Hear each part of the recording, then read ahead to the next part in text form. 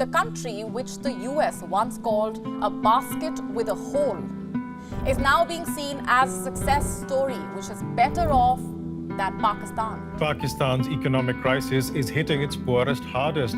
Inflation is at a 50-year high and food has become unaffordable for millions. The country's economic experts say that strong measures are needed to prevent Bangladesh from going Sri Lanka and Pakistan's way. December 16, 1971. Bangladesh became a new country, becoming victorious over its other part, Pakistan, after a long 9-month war. After remaining together with Pakistan for 24 years, the nation finally got separated in 1971 and started its journey. Looking back in the past, there were a lot of reasons why Bangladesh did this confrontation for independence and why it couldn't live as a part of Pakistan. One of the major reasons why Bangladesh couldn't hold itself with Pakistan was its centralization policy. Since the start of 1947, Pakistan was divided into two parts. The first part was West Pakistan, which you know as modern-day Pakistan. And the second part was East Pakistan, which you know as the modern-day Bangladesh. After being as a British colony till 1947, the country, Pakistan, gained independence in 14th of August.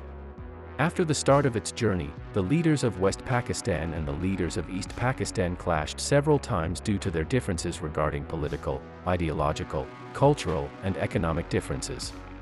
And one of the major reasons why the leaders of East Pakistan never settled down was the centralization policy taken by the Pakistani government. The agricultural land and seaports of East Pakistan were a significant part of the national economy. While the government made large sum of revenue from the east side, most of the infrastructural developments were based on the west side. The political leaders from the east and its people never accepted this imbalance of wealth distribution. Not only in terms of wealth distribution, West Pakistan took advantageous positions in every significant sector within the economy. And this discrimination of economic distribution even took place in the education sector too. In modern world, without education, no country or region can compete with others. While the government spent 7 rupees per school student of East Pakistan yearly, they spent 41 rupees per student in the Sindh province of West Pakistan, which was almost 6 times larger. Not only this, the educational cost carried by the government per student in Khairpur was 49 rupees, which was exactly 7 times larger than East Pakistan. While East Pakistan was smaller part of the map, 42% of the untrained teachers within Pakistan were sent to East Pakistan for education. This shows how imbalanced the economic, educational, and infrastructural distribution existed between the two countries before the new country emerged, Bangladesh. While Bangladesh became victorious after a 9-month-long battle in December 16 of 1971, it took the most fatal blow exactly 2 days before its victory. On December 14 of 1971, the Pakistani soldiers fighting in the Bangladeshi region took over the capital of Bangladesh and operated their final massacre of the region. The armed soldiers killed a significant number of educated individuals coming from different occupational backgrounds like professors, doctors, lawyers, engineers. As defeat in the 9-month-long war was confirmed for Pakistan, they took the lives of the most educated individuals who would participate in building the new nation. There is a famous saying, education is the backbone of a nation. In simple words, Pakistan gave their final blow over the backbone of the newly independent Bangladesh. After its independence in 1971, Bangladesh didn't become a better economy compared to Pakistan in a few years. Rather, it saw the worst a country could see after a destructive war. Within 3 years of independence, Bangladesh saw the worst famine in the history of the subcontinent. The key reasons behind this famine were flooding, destroyed infrastructure after war, mismanagement in government sectors, food grain smuggling in neighboring countries. According to the estimations of international organizations, around 1.5 million people died because of the famine in 1974. To date, it is considered as one of the worst famines in the history of the 20th century. After so many backdrops over the years, how is the Bangladesh economy now? Before independence, the nationalist elites of the Bangladesh region believed that they could not achieve anything big if they do not get proper wealth distribution or educational development within the integrated framework of the United Pakistan. But they also suffered brutal blow in the initial years of independence as the aftereffects of war, natural disasters, and famine within the region. In this case study, we explore how much the country has achieved its vision after 52 years of its independence. We would not only break down the situation of Bangladesh, but also the situation of Pakistan will also be broken down in this study. To find out how much the two countries have progressed, we have used two indicators in the study to compare the progress of Bangladesh and Pakistan in modern times. The first indicator in this study is economic development. In terms of economic improvement, Bangladesh has outpaced Pakistan by large margins.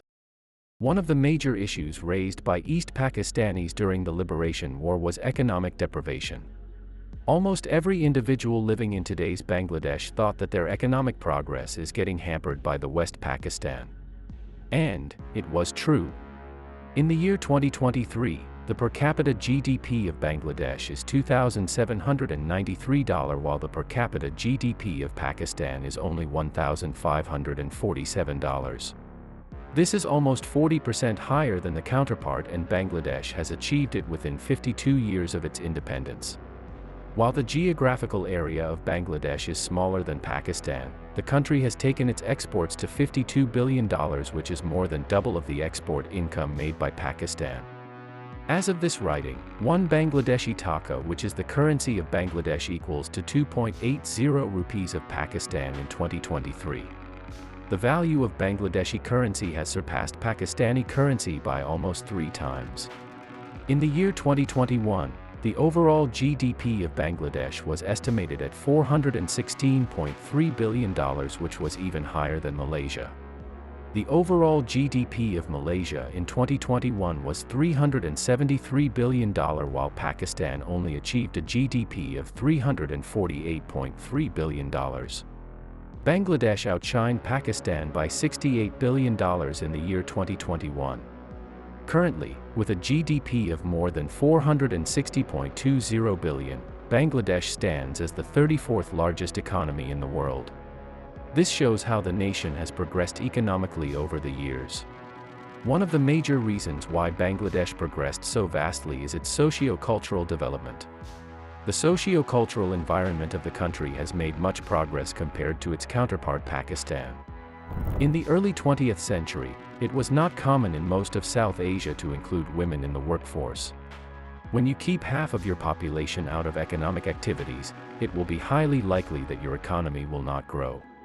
While other South Asian countries are still struggling to come out of this loop, Bangladesh has become the most progressing country in women empowerment. Bangladesh has created a ready-made garments industry which is only third to China and Germany in world rankings. Building the third largest garments industry in the world was possible as the workforce includes a workforce of 4.2 million, of which 2.5 million are women.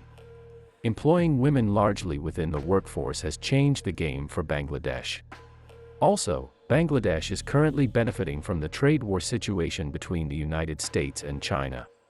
As the Bangladeshi garment sector is the second largest in Asia, a large number of USA manufacturers are relocating their operations in Bangladesh from China. This is also giving a boost to the country's economy. Women from almost every corner of the nation has come out of the traditional ways they followed and made themselves part of the socio-cultural revolution that is taking place in Bangladesh. Though, these statistics only shows the better side of woman contribution in the economy of Bangladesh. As the Bangladeshi garment sector is large and industrialists always have the option to grow, they misuse the cheap labor available within the region. The negative side of a labor-based economy is poor hourly rates for work.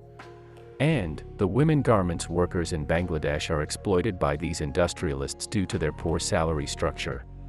For this reason, what is good for the economy is not always good for mass individuals. Also, what is good for a few individuals doesn't represent the whole economy. Though, the economic participation of women has given the Bangladesh economy the pathway to grow, due to the poor labor costs, it has not helped the women working to grow socio-economically. Also, the family and property laws of the country are highly favorable to the men in the country. According to the Gini Efficient reports in 2018, the equality rating of Pakistan is 31.6 and Bangladesh was 39.5. Based on the Gini Efficient, the higher your rating is, the lower your equality level is in your country. So, the equality situation of Bangladesh is still poorer than Pakistan. While the basement of Bangladesh stands on equality for everyone, it is a cruel outcome of reality. Also, the economic heritage of economic imbalance from Pakistan is still seen in the socio-economic systems of Bangladesh. There are still segments of economic benefits that are only availed to the richer section of the society. However, if we look into the overall progress, Bangladesh has gone really far from Pakistan in the last few decades. If it continues this run, sooner or later, Bangladesh will be the strongest economic entity in South Asia, surpassing India in many segments. The second indicator in this study is human development paradox. Current life expectancy of Bangladeshis is 73 while a Pakistani expects to live 67 years on an average. In some significant areas of human development, Bangladesh has made real progress compared to Pakistan.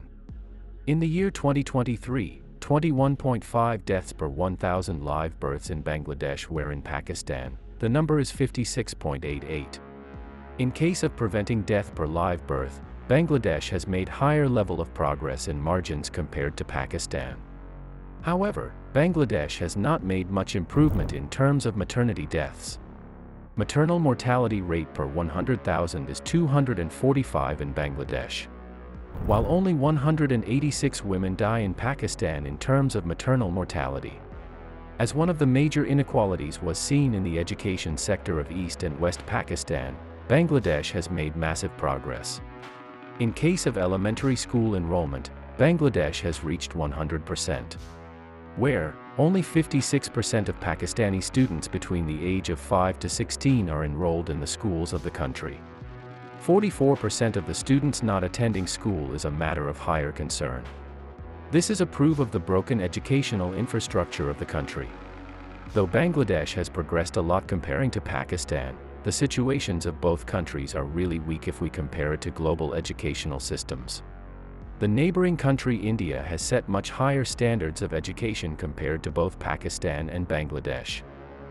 Though, Bangladesh is still long way far from being the South Asian economic power everyone claims it to be, the country has progressed a lot after 52 years of its independence.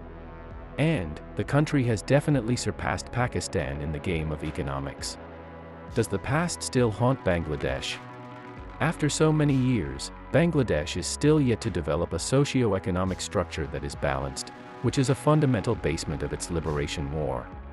The reflection of the poor Pakistani socio-economic infrastructure can be seen in the Bangladeshi economy too. In his world-famous book, The Intimate Enemy, Loss and Recovery of Self Under Colonialism, Ashish Nandy looks into how the ideas of colonialism forces the colonized portion to have permanent marks in the cultural, socio-economic and psychological mindset of the country. The case of Bangladesh and Pakistan is a good example of it. To develop further as an equally balanced economic power, Bangladesh has to focus on its roots rather, before the future prospects.